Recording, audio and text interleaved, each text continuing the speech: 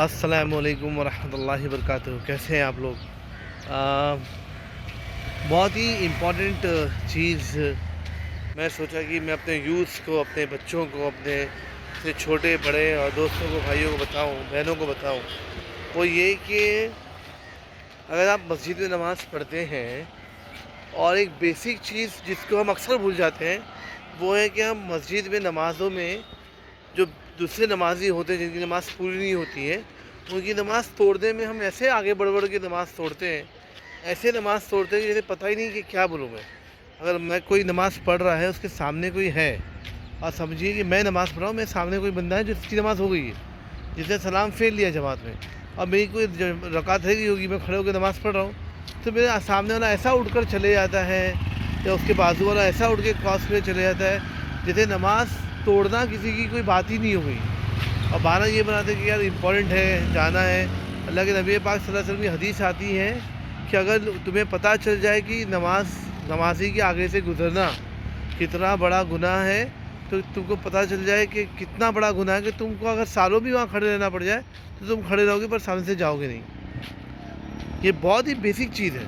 اور میں نے دیکھا ہے جو مسجدوں میں ہم نماز پڑھتے ہیں اکثر، وہاں پر یہ بہت بڑا ہے کہ نا، یہ بہت بڑا ایشو ہے، اسپیشلی جمعہ کے دوران اور عام رمضان کے دوران جب زیادہ لوگ مسجد میں اویلیبل ہوتے ہیں. کوئی سوچتا بھی نہیں ہے چیزوں کو کہ بھئی میری وجہ سے کسی کی نماز ٹوٹ رہی ہے.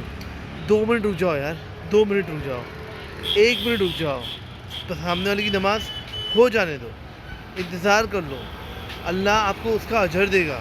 میں جانتا ہوں کہ آپ کی بس چھوٹ رہی ہوگی، آپ کی ٹرین چھوٹ رہی ہوگی، شاید آپ کے آفس میں آپ کا میٹنگ چھوٹ رہی ہوگی، پر پلیز آپ لوگ اویلیبل رہو، نماز میں پہنچو، اور آپ لوگ رکو تاکہ کسی کی نماز مت توڑو. کراس کر رہے ہو جب بھی مسجد میں دیکھو کہ انسان بیٹھا ہے، کہیں وہ نماز تو نہیں پڑھ رہا ہے، اور پھر آپ کراس کریے. ہم لوگ اس چیز کو دیکھتے ہی نہیں ہیں، ہم لوگ اس چیز کو دیکھنا بھول گئے.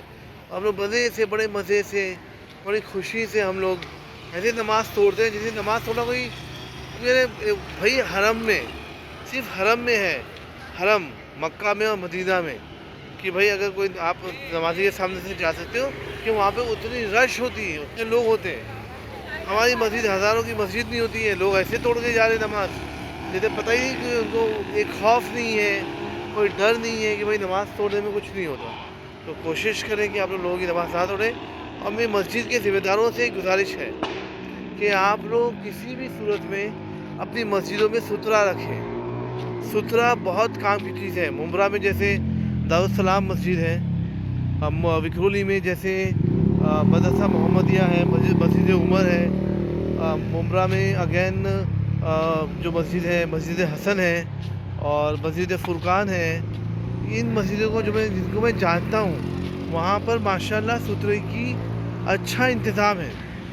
ہماری مسجد جو ہے، ہماری سوسائٹی کی گریس، ہم بھی وہاں پہ انتظام کر رہے ہیں کہ ستھرائی کے بنا آپ کی نمازیوں کی جو نمازیں ہیں وہ بڑے ہی کٹھن یا بہت ہی تکلیف میں ہوتی ہے. نماز ٹوٹنے کے بہت چانسز ہوتے ہیں اور آپ لوگ مس کر جاتے ہیں اسے. تو کوشش کریے کہ آپ لوگ ستھرے کا انتظام کریے، اور مصلیان سے میری گزارش ہے کہ آپ تھوڑا احترام کریں اور نمازیوں کی نماز نہ توڑیں. انشاءاللہ اللہ کہنے سننے سے زیادہ ہم کو عمل کی توفیق دے. السلام علیکم ورحمۃ اللہ وبرکاتہ.